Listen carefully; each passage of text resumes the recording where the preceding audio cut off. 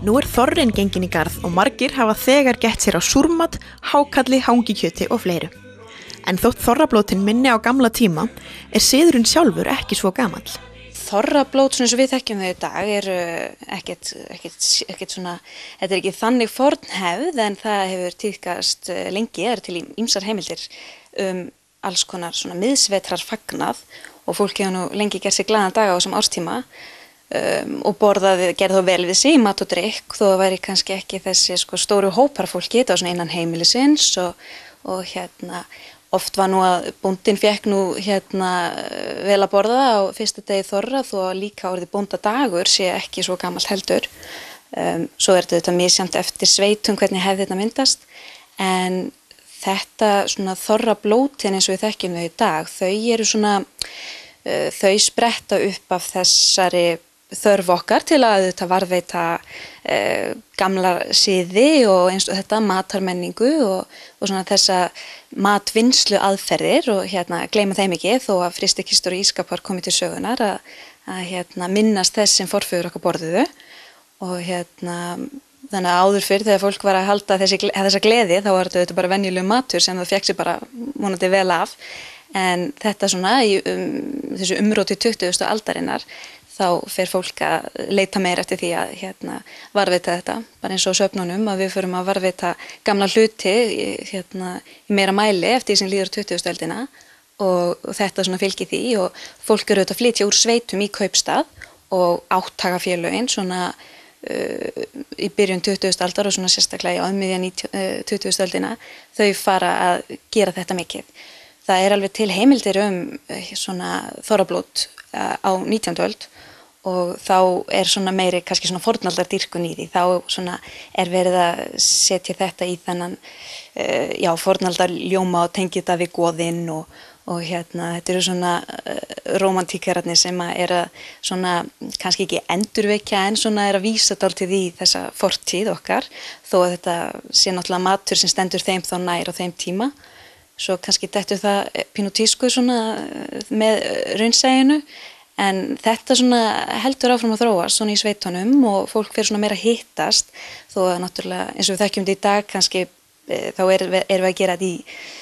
bæði sveitum og kaupstöðum áður fyrir var kannski fólk ekki mikið að fara á milli bæja og þá ég að tala svona miðöldum eða svona enda þá lengra aftur fólk var svona hélt þessari gleði heima við en svona 20. öldinni fer fólk í sveitum líka safnað saman, það leiksýningar og alls konar gleði og svona sem fylgir þessum tíma og svo svona þannig að það ekkert svona mjög langt síðan það tekur á sig þessa mynd sem þetta í dag. Og þessi matur sem borðaður á þorrablótum, það nú kannski ekki svo langt síðan hann hætti að vera bara eðlilegur matur? Nei og þetta svona misjafnlega framandauð þetta, við kannski þekkjum betur hangikjöti sem á boðstólum heldur en súran hval og sviðasöldu en þetta samt maður sér samt alveg það auglýst bjú og hangikjöt í svona gömlum auglýsingum að það var alveg líka á svona þorrablótum hér áður fyrir þetta ekkert endilega eitthvað alveg nýtt núna það var ekki bara allt sem var súrt áður fyrir en þetta náttúrulega var svona eðlilegri eða þetta daglegu matur fólks hér áður fyrir og nú náttúrulega bara kannski erum við meira að tína til allt sem að við getum verið að minnast svona sem almennari fæðu hér áður fyrir þannig að það kannski hægt og rólega bætist í bakkan hjá okkur eftir því sem að maturinn svona færist lengra frá okkur. Þú hefur verið með fræðslu fyrir bæði leikskólum og grunnskólum þennan sið og þessar gömlu venjur. Hvernig taka krakkarnir í þetta? Þau taka mjög vel þetta og það nú haldin þorrablót mikið í leikskólum og svona að vera að kynna þennan mat fyrir krökkunum. Og þau alveg með að hreinu hvað þau að fara að borða þegar vera að fara að undirbúa þorrablót telja upp með hangikjöt og súrhval og sviðasöldu svo kem ég yfirleitt með kassa af beinum og sýni þeim hvað sviðakæmi og svona kannski afurðir dýrana og þá svona kannski svona setja þetta í annað samhengi hvernig dýrin voru nú alveg gjörnýtt allt frá því að við erum að kempa ull og sýna þeim sauðskinn og svona og að beinin séu svo leikföng þau hafa alveg heyrt þetta en það svona misjafnt hvað tengingarnar eru sterkar fyrir á reynir að sjá tennurnar í kjálkanum þannig að þetta bara mjög gaman svo höfum við stundum verið að gera mat og sýna alveg hvernig missan leikur úr skerinu og svona og það er líka mjög gaman bara að sjá þetta allt gerast. Þannig að það er svona ýmsar útfærslur á þessu hjá okkur og þau koma náttúrulega líka hingað á safnið og sjá bara gömlu hlutina og það er svo margt sem að hægt er að tengja þorranum sko því að maturinn og rafvæðingin og kaupstaðamyndun, þetta tengist allt svona sömu samfélagsbreytingunum sem að við erum að fjalla hérna. En núna eru þau svolítið að einbeita ykkur að þorranum þessa dagana á minjasafninu, en svo farið nú að skipta gír. Já, það er búið að svona